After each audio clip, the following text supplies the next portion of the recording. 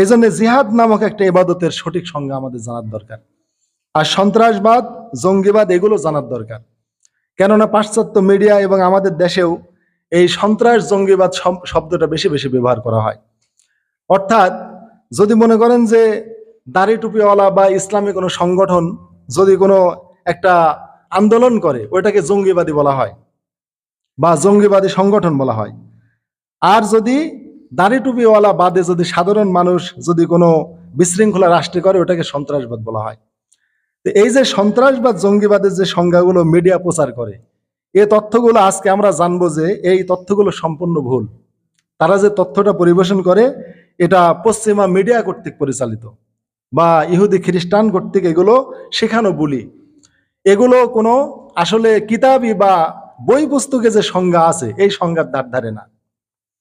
যেমন ইরানে যে ইসরায়েল হামলা করলো, এইটাকে ইহুদি খ্রিস্টান বা পাশ্চাত্য জগৎ ইরানকে সন্ত্রাসী রাষ্ট্র হিসাবে প্রমাণ করেছে, যে ইরানি সাম্রাজ্যবাদী, ইরান আগ্রাসী, আর ইসরায়েলের আত্মরক্ষার কি রয়েছে, অধিকার রয়েছে। তাহলে এখানে ইসরায়েলকে মাজলুম বানালো আর ইরানকে সন্ত্রাসী বানালো, জঙ্গি বানালো। ফিলিস্তিনকে, হামাসকে জঙ্গি বানালো, ইসরায়েলকে মাজলুম বানালো। এগুলি পশ্চিমা মিডিয়ার কারণে হয়েছে। এজন্য জঙ্গি, সন্ত্রাস, জিহাদ এগুলো আমাদের জানার দরকার। তো জিহাদ আসলে কি? আমরা যে জিহাদ শুনি বা বিভিন্ন স্লোগান হয়, জিহাদ জিহাদ জিহাদ চাই, জিহাদ করে বাঁচতে চাই, আসলে জিহাদটা কি? জিহাদের সংজ্ঞা হচ্ছে জিম হা দাল, এই জুহুদ বা জাহাদুন থেকে জিহাদ শব্দের উৎপত্তি। জিহাদ শব্দ দুই অর্থে ব্যবহার হয়। একটা হচ্ছে ইসলাম প্রতিপালনের জন্য যে কোনো প্রকারের প্রচেষ্টাকে জিহাদ বলা হয় আবিধানিকভাবে। ইসলাম প্রতিপালনের জন্য যে কোনো প্রকারের প্রচেষ্টা জিহাদ এক। দুই নম্বর হচ্ছে ইসলাম প্রতিষ্ঠার জন্য যে কোনো প্রকারের প্রচেষ্টাকে জিহাদ বলা হয়। জিহাদ মানে মারামারি, কাটাকাটি, খুনোখুনি এগুলো না। মারামারি, কাটাকাটি, খুনোখুনি শব্দ আলাদা, তার নাম হচ্ছে কিতাল। আল্লাহ তাআলা কোরআনে বলেছেন, তুজাহিদুনা ফি সাবিলিল্লাহি বিআমওয়ালিকুম ওয়া আনফুসিকুম, তোমরা আল্লাহর রাস্তায় তোমাদের জানমাল দিয়ে যুদ্ধ করো। তো আল্লাহ তুজাহিদুনা, তোমরা যুদ্ধ করো আল্লাহ তাআলা বলেছেন। আবার তুকাতিলুনা, তোমরা কিতাল করো। অতএব জিহাদ কিতাল দুটোই কোরআনে আছে। অতএব এই জিহাদকে আমরা কিতালে নিয়ে যাই। আমরা জিহাদ মানে বুঝি মারামারি, কাটাকাটি, খুনোখুনি। আসলে মারামারি, কাটাকাটি, খুনোখুনি এর নাম জিহাদ নয়, এর নাম কিতাল। এজন্য আল্লাহ তাআলা বলেছেন, কুতিবা আলাইকুমুল কিতাল, তোমাদের প্রতি কিতালকে ফরজ করা হয়েছে। কুতিবা আলাইকুমুল জিহাদ, তোমাদের প্রতি জিহাদ ফরজ করা হয়েছে, এই কথা আল্লাহ কোরআনে বলেন নাই। আল্লাহ বিশেষ কারণে বা শত্রু রাষ্ট্র কর্তৃক যখন মুসলিম রাষ্ট্র আক্রান্ত হবে, তখন আল্লাহ তাআলা বলেছেন যে কুতিবা আলাইকুমুল কিতাল, তোমাদের প্রতি খুনোখুনি এখন বৈধ করা হয়েছে। মানে শত্রু রাষ্ট্র যখন আমাদের মুসলিম রাষ্ট্র আক্রমণ করবে, তখনই কেবল কিতালের বিধান, জিহাদের বিধান না। এই জন্য জিহাদ দুটো অর্থে ব্যবহার হয়। ইসলাম পালনের যে কোনো প্রকারের প্রচেষ্টা, এই যে আমরা ইসলাম যে পালন করি, প্রচেষ্টা করি, আমরা অনেক সময় মানে ঠান্ডার দিনে ঠান্ডা পানি দিয়ে ওযু করতে কষ্ট হয়, এটাকেও জিহাদ বলা হয়েছে। এই যে আপনার রাস্তায় এখন কাদো, কর্দমাক্ত হয়ে গেছে, কষ্ট করে মসজিদে আসতেছি, এই কষ্ট বা প্রচেষ্টাকেও হাদিসে জিহাদ বলা হয়েছে। তাহলে ইসলাম পালন বা ইসলামী আমল বা ইসলাম পালনের যে কোনো প্রকারের প্রচেষ্টাকেই আবিধানিকভাবে জিহাদ বলা হয়। আবার ইসলাম প্রতিষ্ঠার জন্য যে কোনো প্রকারের প্রচেষ্টাকে জিহাদ বলা হয়। অতএব জিহাদ মানে শুধু ইসলাম প্রতিষ্ঠা না, ইসলাম পালনও। কিন্তু আমরা জানি যে ইসলাম প্রতিষ্ঠার জন্য যে কোনো প্রকারের প্রচেষ্টার নামই জিহাদ। এই জন্য আমরা শুধু ইসলাম প্রতিষ্ঠার জন্য আমরা জিহাদ বুঝি, কিন্তু ইসলাম পালনের জন্য একটু কষ্ট করাও যে জিহাদ, এটা আমরা বুঝি না। এই সংজ্ঞাটা আমাদের মধ্যে অপ্রচলিত। আমরা শুধু জিহাদ মানে বুঝি রাষ্ট্রে বা দেশে আল্লাহর দিন কায়েমের জন্য প্রচেষ্টা করা, এটা জিহাদ। কিন্তু নিজের জীবনে, পরিবারে, ব্যক্তিগতভাবে আল্লাহর দিন পালন বা প্রতিষ্ঠার যে প্রতিষ্ঠার নামও জিহাদ, এটা আমরা জানি না। অতএব জিহাদ দুইটা অর্থে ব্যবহার হয়। একটা হচ্ছে ইসলাম পালনের সকল প্রচেষ্টা, দুই নম্বর হচ্ছে ইসলাম প্রতিষ্ঠার সকল প্রচেষ্টা। এই দুইটা অর্থেই জিহাদ ব্যবহার হয়। তার প্রমাণ হচ্ছে আল্লাহ রাসূল সাল্লাল্লাহু আলাইহি সাল্লাম বলেছেন, আফজালুল জিহাদ হাজ্জুম মাবরুর। এক হাদিস আল্লাহ রাসূল সাল্লাল্লাহু আলাইহি সাল্লাম বলেন, এটা বুখারী শরীফের হাদিস, যে আফজালুল জিহাদ, সর্বোত্তম জিহাদ হলো হাজ্জুম মাবরুর, নেকময় বা কল্যাণকর বা পরোপকারকারী হজ। হজে গিয়ে মানুষের পরোপকার করা, কাউকে কষ্ট না দেয়া। অর্থাৎ হজে গিয়ে কাউকে কষ্ট না দিয়ে মানুষের উপকার করে, মানুষকে একটু স্যাক্রিফাইস করে, নিজে একটু কষ্ট করে অপরকে একটু সুযোগ দিয়ে, এরকম ভাবে হজে গিয়ে পরোপকার মূলক ভাবে আমি যদি হজ করি, ওই হজটাও জিহাদ বলেছেন আল্লাহ রসুল। তার মানে ওই যে প্রচেষ্টা, আল্লাহর ইবাদতের জন্য যে একটু প্রচেষ্টা, ওই প্রচেষ্টাকে হাদিসে জিহাদ বলা হয়েছে। তাহলে আল্লাহ রসুল বললেন, আফজালুল জিহাদ, সর্বোত্তম ফজিলতের জিহাদ হলো হাজ্জুম মাবরুর, পরোপকার মূলক হজ। আর হজ্জুল মাবরুর কি? নেকময় বা কল্যাণময় বা পরোপকার মূলক হজ। এটা কি? আল্লাহ রসুল সাল্লাল্লাহু আলাইহি ওয়াসাল্লাম বললেন, ইতামুত্তম, হজে গিয়ে মানুষ তোমরা অপরকে খানা খাওয়াবে, হাজী সাহেব অপরকে খানা খাওয়াবে, অতিবুল কালাম, মানুষের সাথে সুন্দরভাবে কথা বলবে, অফসাউ সালাম, আর মানুষের সাথে সালামের প্রসার ঘটাবে। এরকম কাজ যদি হাজী সাহেব হজে গিয়ে করে বা হজের পরেও এলাকায় এসে করে, তাহলে সেটা পরোপকারমূলক বা কল্যাণময় হজ। তাহলে এই যে হজ একটা কষ্টের ইবাদত, আসলেই কষ্ট। হজ করা অত্যন্ত কষ্ট। অনেক মানুষ আপনাকে কষ্ট দেবে, আপনাকে মনে করেন যে ধাক্কা দিয়ে আপনার হাজারে আসাদে চুমু খেতে যাবে, বা তাওয়াফের সময় আপনাকে ধাক্কা দেবে, বিভিন্ন টাইমে সাফা মারোয়ায় সাই করার সময় মিনায় কঙ্কর নিক্ষেপের টাইমে বিভিন্নভাবে আপনি কষ্ট পেতে পারেন। সকল কষ্টগুলো সহ্য করার মানসিকতা অর্জন করা, এই অর্জন করার নামও একটা জিহাদ। এজন্য ইসলাম পালনের সকল প্রকারের প্রচেষ্টাকে হাদিসে জিহাদ বলা হয়েছে, সকল প্রকারের প্রচেষ্টা। কিন্তু আমরা শুধু মনে করি ইসলাম প্রতিষ্ঠার জন্য খালি প্রচেষ্টার নামে জিহাদ। তাহলে ইসলাম পালনের জন্য আমরা যে প্রচেষ্টাগুলো করি, এই প্রচেষ্টার নামও জিহাদ।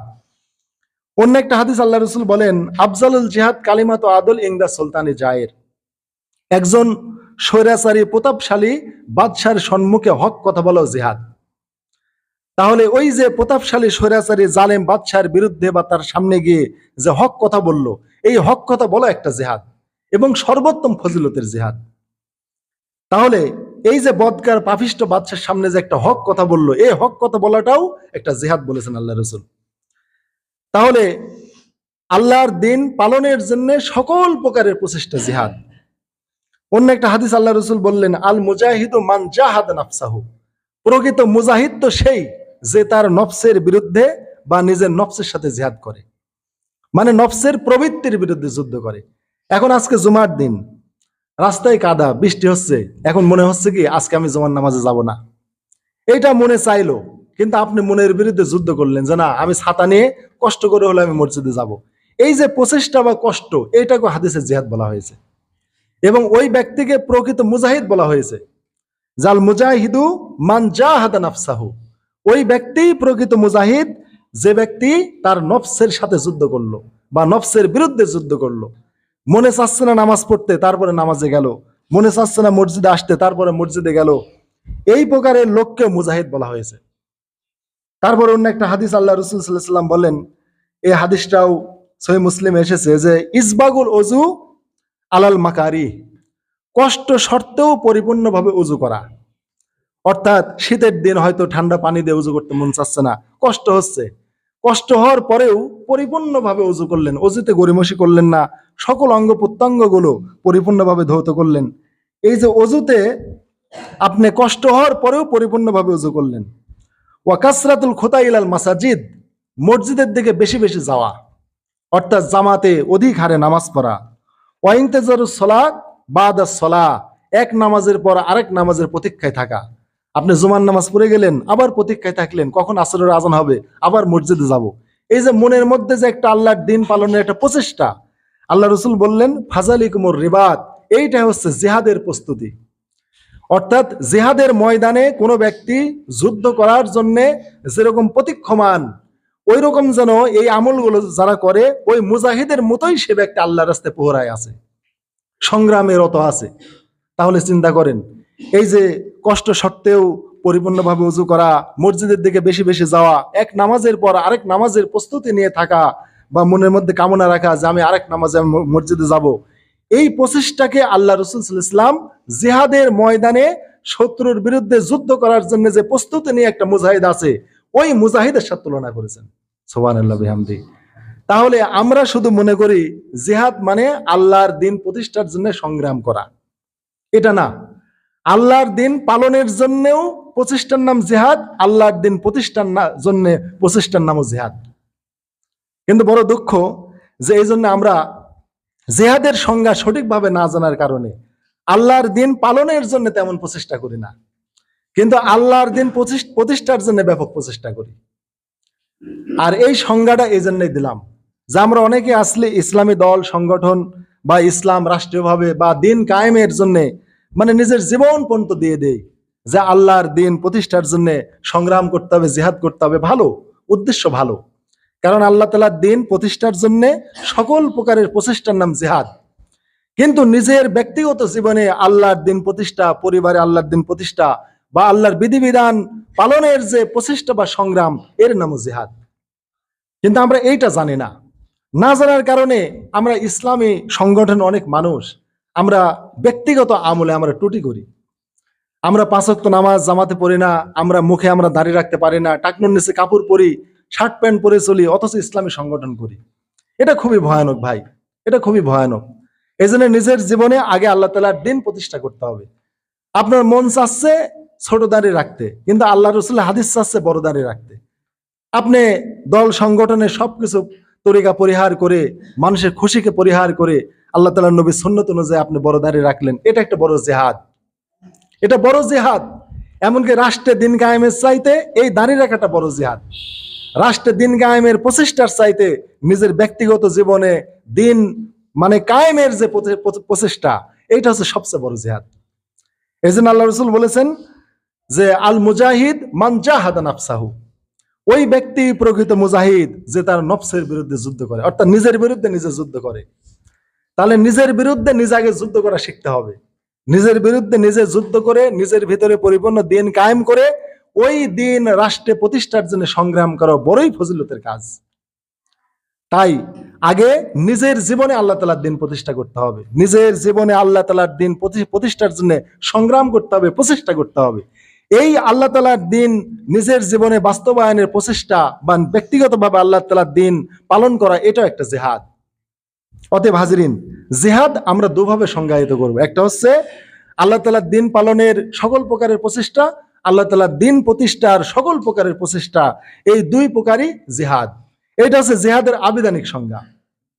আর জিহাদের পারিভাষিক সংজ্ঞা হচ্ছে শত্রু রাষ্ট্র যখন মুসলিম রাষ্ট্রগুলোতে আক্রমণ করবে, তখন মুসলিম বাদশাহ বা মুসলিম রাষ্ট্রপ্রধানের নেতৃত্বে শত্রু রাষ্ট্রের সৈন্যবাহিনীর বিরুদ্ধে ইসলামী রাষ্ট্রের সৈন্যরা যে যুদ্ধ করে, এইটাকে যুদ্ধ বলা হয় বা জিহাদ বলা হয়। অতএব জিহাদ আল্লাহ তাআলার দিন প্রতিষ্ঠার জন্য নয়, বরং আল্লাহ তাআলার দিন প্রতিষ্ঠা হবে দাওয়াত এবং তাবলীগের মাধ্যমে। আর আল্লাহর দিন যখন দাওয়াত ও তাবলীগের মাধ্যমে প্রতিষ্ঠিত হবে, এই প্রতিষ্ঠিত দিনকে যখন ধ্বংস করতে আসবে বিরুদ্ধবাদীরা বা কাফের মুশরিকেরা, তখন এই ইসলামের সুরক্ষার জন্য যুদ্ধ, ওইটাকে জিহাদ বলা হয়। অতএব ইসলাম প্রতিষ্ঠার জন্য জিহাদ নয়, বরং প্রতিষ্ঠিত ইসলামকে টিকিয়ে রাখার জন্য জিহাদ। জিহাদ ইসলামী রাষ্ট্র প্রতিষ্ঠার জন্য নয়, বরং প্রতিষ্ঠিত ইসলামী রাষ্ট্রের সুরক্ষার জন্য জিহাদ। এগুলো ভালো করে বুঝতে হবে।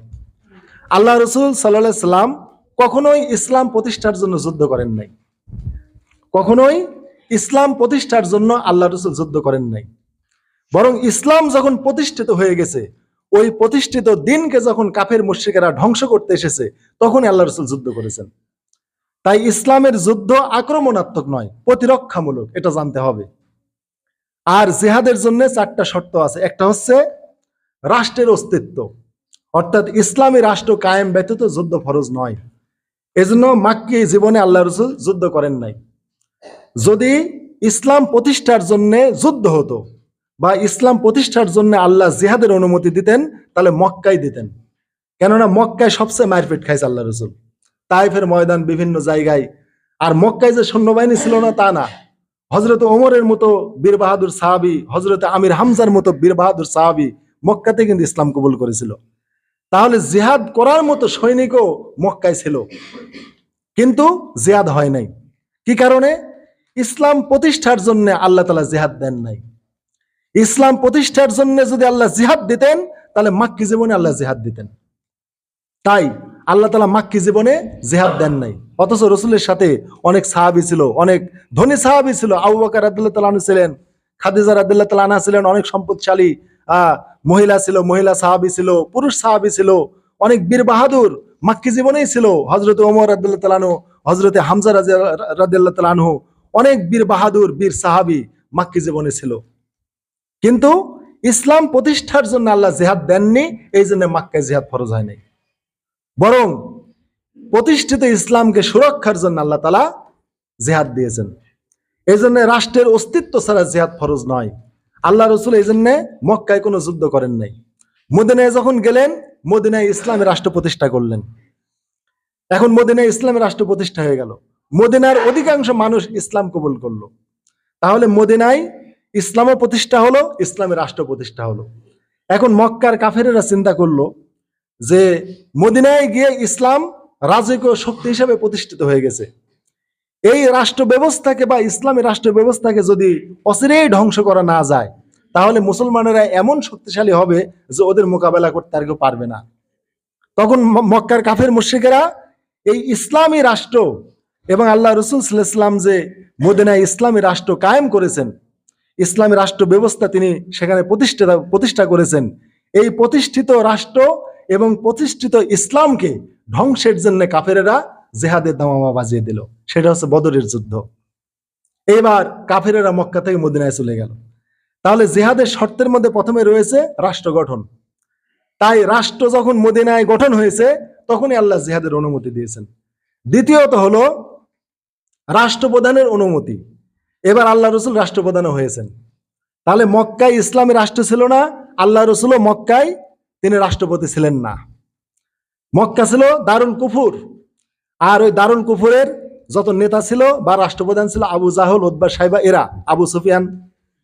তাহলে আল্লাহ রসুল জিহাদের নেতৃত্ব এই জন্য দিতে পারেন নাই, কেননা মক্কা ইসলামী রাষ্ট্রও না এবং রসুল্লাহ সাল্লাল্লাহু আলাইহি ওয়াসাল্লাম রাষ্ট্রের রাষ্ট্রপতিও নন।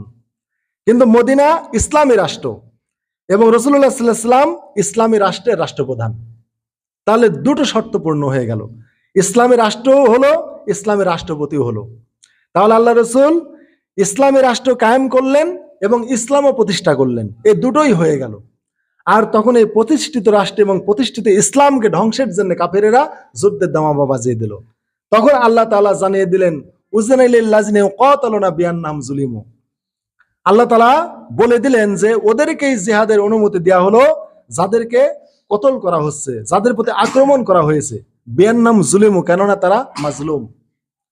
তাহলে এখানে আল্লাহ তাআলা জানিয়ে দিলেন যে মক্কার কাফেরেরা জালেম আর মদিনাবাসী সাহাবীরা মাজলুম, আল্লাহ রসুল মাজলুম। আর সাহাবীরা আকবরিয়ে বা আল্লাহ রসুল আকবরিয়ে যুদ্ধ করেননি, আক্রমণাত্মক না, প্রতিরক্ষামূলক। আগে মক্কার লোকেরা যুদ্ধ করেছে। তাহলে জিহাদের তিনটা শর্ত পাওয়া গেল। ইসলামী রাষ্ট্র হলো, আল্লাহ রসুলের ইসলামী রাষ্ট্রের রাষ্ট্রপ্রধান হলেন। তৃতীয়ত, আগে তারা আক্রমণের শিকার হয়েছেন। আল্লাহ বলেছেন উযিনা লিল্লাযিনা ইউকাতালুনা, ওদেরকে জিহাদের অনুমতি দেওয়া হলো যারা আক্রান্ত হয়েছে। আক্রমণ করেছে তা না, যারা আক্রান্ত হয়েছে, যাদেরকে কতল করা হচ্ছে। বিআন্নাহুম যুলিমু, কেননা তারা মাজলুম। অতএব মক্কার লোকেরা সাহাবীদেরকে বা ইসলামী রাষ্ট্রকে আক্রমণ করেছে। এইবার আল্লাহ তাআলা এই জন্য বিধান দিলেন যে যারা আক্রমণ করেছে ওদের বিরুদ্ধে ওয়াকাতিলু ফি সাবিলিল্লাহিল্লাযিনা ইউকাতিলুনাকুম, তোমরা আল্লাহর পথে ওদের বিরুদ্ধে যুদ্ধ করো যারা তোমাদের বিরুদ্ধে যুদ্ধ করছে। তাহলে এইখানে আল্লাহ তাআলা একটা শর্ত দিলেন, সেটা হচ্ছে যে সকল কাফের মুশরিকরা যুদ্ধ করতে এসেছে শুধু তাদের বিরুদ্ধে যুদ্ধ করতে হবে, কোনো স্বাধীন নাগরিকদের বিরুদ্ধে যুদ্ধ করা যাবে না। তাই আল্লাহ তাআলা বিধান দিলেন শত্রু রাষ্ট্রের শুধু সৈন্যদের সাথে যুদ্ধ করতে হবে, যে সৈন্যরা জিহাদে এসেছে। কোনো নিরীহ মানুষকে এই জিহাদের আওতায় আনা যাবে না। আল্লাহ তাআলা স্পষ্ট করে এই জন্য কোরআনে জানিয়ে দিয়েছেন এই কথাটা, যে ওয়াকাতিলু ফি সাবিলিল্লাহিল্লাযিনা ইউকাতিলুনাকুম, ওয়াকাতিলু, তোমরা যুদ্ধ করো, ফি সাবিলিল্লাহি, আল্লাহর পথে, আল্লাযিনা ইউকাতিলুনাকুম, যারা তোমাদেরকে কতল করছে। অর্থাৎ শত্রু রাষ্ট্রের যে সেনাবাহিনী এসে তোমাদের বিরুদ্ধে যুদ্ধ করছে, তোমরা ওদের বিরুদ্ধে আল্লাহর রাস্তায় যুদ্ধ করো। তাহলে ইসলামের যুদ্ধটা শুধু শত্রু পক্ষের সৈন্যবাহিনীর সাথে হতে হবে, সাধারণ নাগরিকদের সাথে নয়। তাহলে যুদ্ধটা কি জিনিস দেখেন, যুদ্ধটা কিন্তু বিধ্বংসী না, যে সবাইকে মেরে কেটে শেষ করে ফেলবো, আল্লাহর দিন প্রতিষ্ঠা করব, তা না। যে সকল লোকগুলো শুধু আক্রমণ করতে আসবে তাদেরকে শুধু মারার কথা আল্লাহ তাআলা কোরআনে বলেছেন। এছাড়া শত্রু রাষ্ট্রের কোন সাধারণ নাগরিকদের মারার কথা আল্লাহ কোরআনে বলেন নাই।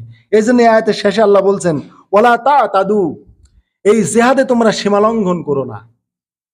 আল্লাহ বললেন যে ওয়াকাতিলু ফি সাবিলিল্লাহি আল্লাযিনা ইউকাতিলুনাকুম, শত্রু পক্ষের যে লোকেরা তোমাদের বিরুদ্ধে যুদ্ধ করতে আসে শুধু ওই যোদ্ধাদের সাথে তোমরা যুদ্ধ করো। ওয়ালা তা'তাদু, আর তোমরা জিহাদের ময়দানে সীমা লঙ্ঘন করো না। ইন্নাল্লাহা লা ইউহিব্বুল মুতাদিন, আল্লাহ তাআলা সীমা লঙ্ঘনকারীদের ভালোবাসেন না। তাহলে যুদ্ধ জিহাদের মতো পরিস্থিতিতেও আল্লাহ ইমানদারদেরকে বলে দিয়েছেন সীমা লঙ্ঘন করো না। কিন্তু জিহাদের ময়দানে কিন্তু নিজেকে চেক দেওয়া খুব কঠিন, কেননা সামনে যাক পাওয়া যাবে তাকেই তো একবারে কচু কাটা। কিন্তু ওইখানেও আল্লাহ তাআলা মুসলমানদেরকে সীমা লঙ্ঘন করতে নিষেধ করেছেন, যে তোমরা জিহাদের ময়দানে সীমা লঙ্ঘন করো না। এখন সীমা লঙ্ঘন কি জিনিস, এইটার ব্যাখ্যা আল্লাহ রাসূল সাল্লাল্লাহু আলাইহি ওয়াসাল্লাম বাইহাকি সুনানুল কুবরায় দিয়েছেন। সীমা লঙ্ঘন হচ্ছে, মনে করেন যে শত্রু রাষ্ট্রের সৈন্যরা মারা গিয়েছে ইসলামী রাষ্ট্রের সৈনিকদের হাতে, এই মারা যাওয়ার পর দেহ বিকৃতি করা একটা সীমা লঙ্ঘন। এই জন্য আল্লাহ রাসূল সাল্লাল্লাহু আলাইহি ওয়াসাল্লাম এবং তার সাহাবায়ে কেরাম কোনো নিহত কাফের মুশরিকদের দেহকে বিকৃত করে নাই, কেননা কোনো মরা লাশের দেহ বিকৃত করা এটা একটা মহা অন্যায়, এটা একটা সীমা লঙ্ঘন। কিন্তু বিপরীতে কাফেরেরা এই কাজটা করে। হযরতে হামজা রাদিয়াল্লাহু তাআলা আনহা তার শহীদ হওয়ার পর আবু সুফিয়ানের স্ত্রী তার বুক ছিঁড়ে তার কলিজা বের করে সে চাবাইছিল, লাশকে বিকৃত করে ফেলেছিল। তাহলে কাফেরদের কাজ লাশকে বিকৃত করা, কিন্তু মুমিনদের কাজ লাশ বিকৃত করা না। এই লাশ বিকৃত করা একটা সীমা লঙ্ঘন, এটা কাফেরদের কাজ, এইটা একটা সীমা লঙ্ঘন। দ্বিতীয়ত, জিহাদের ক্ষেত্রে আরেকটা সীমা লঙ্ঘন হলো, যদি কোনো কাফের মুশরিকদের সাথে যদি সন্ধি থাকে, সন্ধি ভঙ্গ করা একটা সীমা লঙ্ঘন। তারপরে যদি কাফের মুশরিকরা জিহাদের ময়দানে এসে বা কিছুদিন যুদ্ধ হওয়ার পর যদি সন্ধির কথা বলে, তাহলে সাথে সাথে মুসলমানদের দায়িত্ব হচ্ছে জিহাদ বন্ধ করে দেয়া, সাথে সাথে সন্ধি প্রস্তাব মেনে নেয়া। আর যদি মুসলমানেরা যদি শত্রু রাষ্ট্রের সন্ধি প্রস্তাব মেনে না নেয়, ওইটা একটা সীমা লঙ্ঘন। এখন মনে করেন যে ইসরায়েল আপনার ফিলিস্তিনে হামলা করলো, ইসরায়েলের যখন ওই যে বড় বড় ট্যাঙ্কগুলো যখন মার খেয়ে গেল, তখন ইসরায়েল কি করলো, একটা যুদ্ধবিরতি করেছিল, আর হামাসের সাথে সাথে যুদ্ধবিরতি মেনে নিয়েছিল। এটা হচ্ছে ইসলাম। শত্রু রাষ্ট্র যখনই যুদ্ধবিরতির কথা বলবে বা শান্তি চুক্তির কথা বলবে, আর একটুকু জিহাদ করা যাবে না, ওইটা আর জিহাদ হবে না, ওইটা প্রবৃত্তির পূজা করা হবে, ওইটা হচ্ছে সীমালঙ্ঘন হবে। অতএব শত্রু রাষ্ট্র যখনই সন্ধির কথা বা শান্তির প্রস্তাব দেবে, সাথে সাথে মুসলমানদের দায়িত্ব ওই সন্ধি বা শান্তির প্রস্তাব মেনে নেয়া। আর যদি না নেয়, লা তা'তাদু, আল্লাহ বলেছেন সীমালঙ্ঘন করো না, ওইটা সীমালঙ্ঘন হয়ে যাবে।